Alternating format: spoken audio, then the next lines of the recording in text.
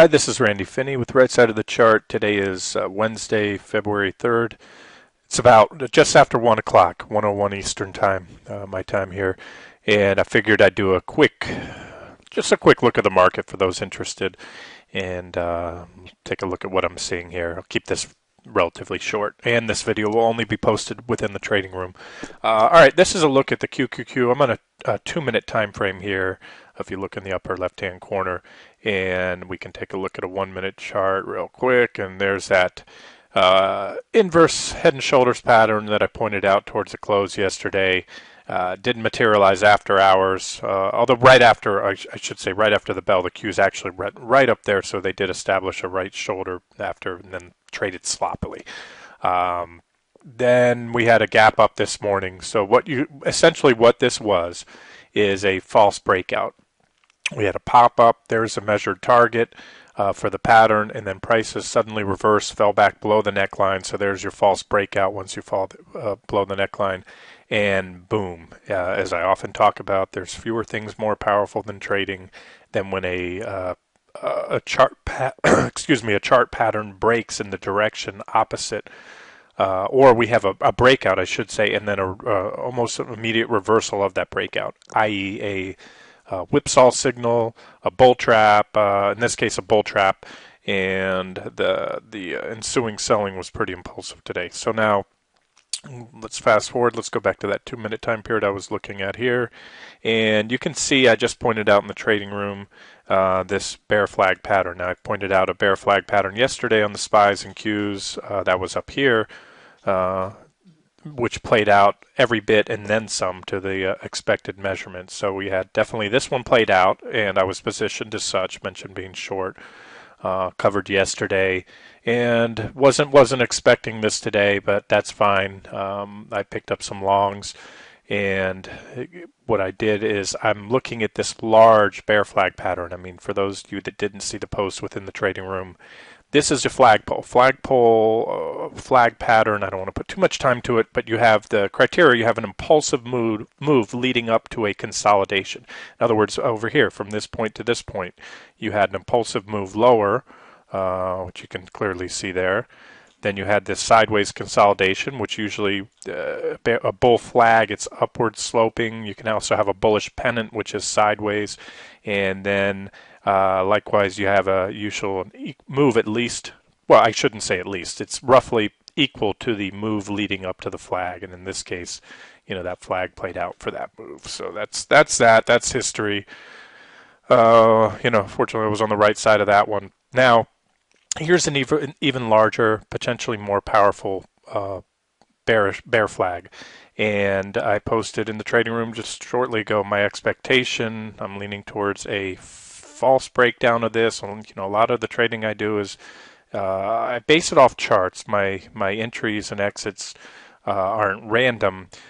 But in this market in the last few years, trading has just become, it seems, a little more difficult. And I just use intuition experience to try to determine which patterns will play out, I should say, once they break out, and which ones won't, because this market is plagued with a lot of trickery and false buy and sell signals. And whether those are intentionally caused by the big boys that have all the money to move the market on Wall Street, the institutions, or it's just how trading's evolved, that's what I do. So what I'm looking for here, and there's nothing guaranteed, I'm doing this video live as the market's trading, I'm looking for that false breakdown, which would, right there, I'm sorry, the first arrow, the false breakdown, which would, I'm sure, suck in a lot of day traders that were watching this flag pattern. That's where they'd be shorting on the breakdown, expecting a move roughly proportionate to the flagpole, the move leading down.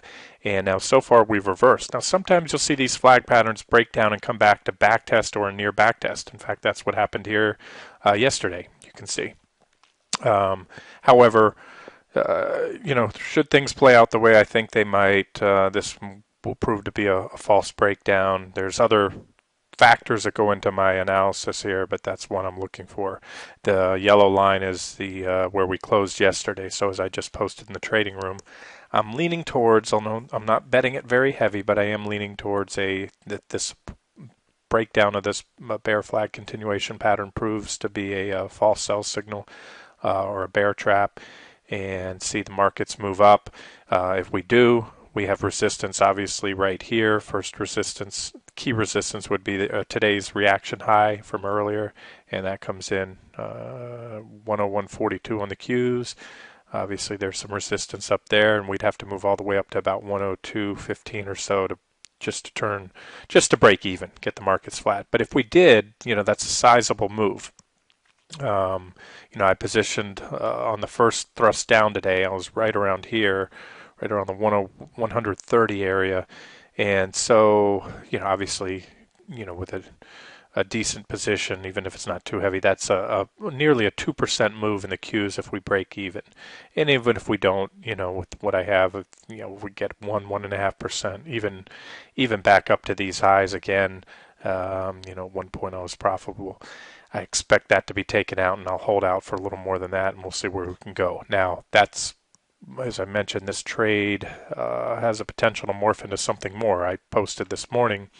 This is an S2 zone. This is a 60-minute chart I just jumped out to. This is a chart I've posted quite a bit in the trading room recently. And I've had this S2 zone, meaning support level 2. This was S1, support 1.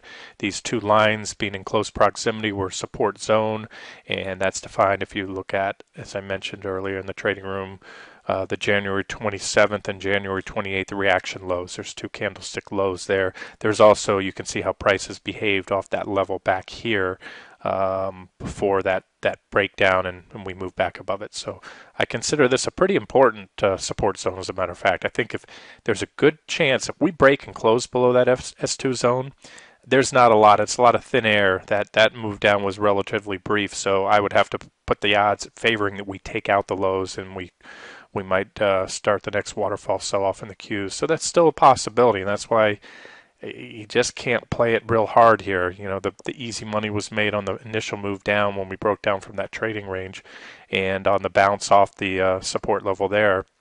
This is quick, rapid, mostly day trading, 1-2 day swing trades. So if it's not your comfort level, your trading style, your experience level, you want to sit back and wait for the next objective swing trade. I try to make my comments and my post, I try to give as much detail on that trade as possible, but make sure to pick up on the subtle little comments if I'm going into something and it's a quick trade. If I'm focusing on, as I was earlier, 1-minute charts and 5-minute charts, those aren't multi-week or multi-month swing trades. These are in and out trades that may last a day, a couple hours, a couple days usually, especially if I'm only focusing on the 1 and 5-minute charts. So that's that. Let's go to that 5-minute chart. So here's the action that I've posted recently on the 5-minute chart, all the way back to when prices were still within these above these trend lines. I had a similar but a little bit different wedge on the SPY. Prices were up in there when I started posting this on the 5-minute chart recently, expecting a breakdown. In fact, I called for a gap down on the SPY when we were inside that wedge on the 5-minute chart up in here, and that's exactly what we had, a gap down there, gap and run. So so far okay. Today hopefully we'll hold these lows, and then it'll be another positive trading day. Trading's been very good lately with this volatility, and if you're an active trader, this is what you want to see, these back and forth rips. Now again, looking at that 5-minute chart, impulsive move, consolidation, i.e. bear flag, and being that was the first bear flag, especially a breakdown from this pattern, the one mentioned on the SPY, a lot of other stuff that I looked at, resistance on the 60-minute charts. Again, there's a lot that goes into my analysis on each trade. It's not any one chart or any time period, but we had that was the measured move. So you can see we completed all that and then some. We had a reaction after that bear flag played out, and now another very impulsive move down. So this is a measured target, and all I did here simply I take a line, I draw from the top of the flag, the entire flagpole down to the bottom of the pattern, and then you take that line and you place it at the highest point of the flag. So if this bear flag breakdown is going to play out, then that would be your approximate measured target down to about the 98.51 level. And let's see what that would do to the charts. So that would take us down there. It would take us in this danger zone. Now, that would be a near retest of those recent lows from back, what was that, just a couple Wednesdays ago? Yeah, the Wednesday the 20th. So, yeah, it wouldn't look good if we get down there, and if we did, then that would open the door up for possibly a much larger move. So either way, that's how I'm playing it right now. I'm playing it minute by minute, day by day, keeping things relatively light right now, and this is what I'm seeing on the cues. So again, coming back down to a 1 minute chart, these are support levels, these reactions. If you're day trading, just look at the reactions that we've had earlier. There's one right there, couple reactions on the 1 minute candlestick.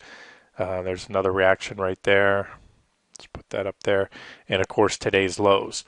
And sometimes, if we are going to hold this support, remember today's tag at the bottom on this 1 minute chart was also the bottom of the S2 zone on that 60-minute chart I just looked at. So we may want to revisit this. I can't rule that out. Maybe another run down. And from my experience, if the markets want to make one more run at the lows, and of course I'm just looking at the Q here, it would take too long, but I will, after I shut this down, this video, I look at the SPY, I look at the MDY, I look at the IWM, I look at all these other indices. Obviously the Q and the SPY I put my heaviest weighting into, but my guess is if we come down here and take out these previous reaction lows today, yeah, we may reverse shy, but I usually, more often than not, you get to that point and you're going to make a marginal new low, even if it's just to wash out the rest of anybody that happened to try to pick a bottom here, buy long when they saw the market so far. All in all, that's bullish behavior. You can say, yes, bear flag, but you can also say near-term uptrend because we have a series of, let's do it here, so far, higher low, higher low, higher low, until that's taken out, and then we look here, and we have a reaction high, reaction high, reaction high. So it's a glass half empty, half full thing. That is a very short-term uptrend. Again, 1 minute chart. That's the bullish take on that. And as long as that uptrend remains intact, it looks okay. But the glass half empty view is that is a bear flag continuation pattern and could take us a lot lower. So that's how I'm playing it. And again, I'll do a write up, especially for the swing traders and longer term traders. I'll communicate my thoughts as soon as I can. Okay, this has been Randy Finney with Right Side of the Chart.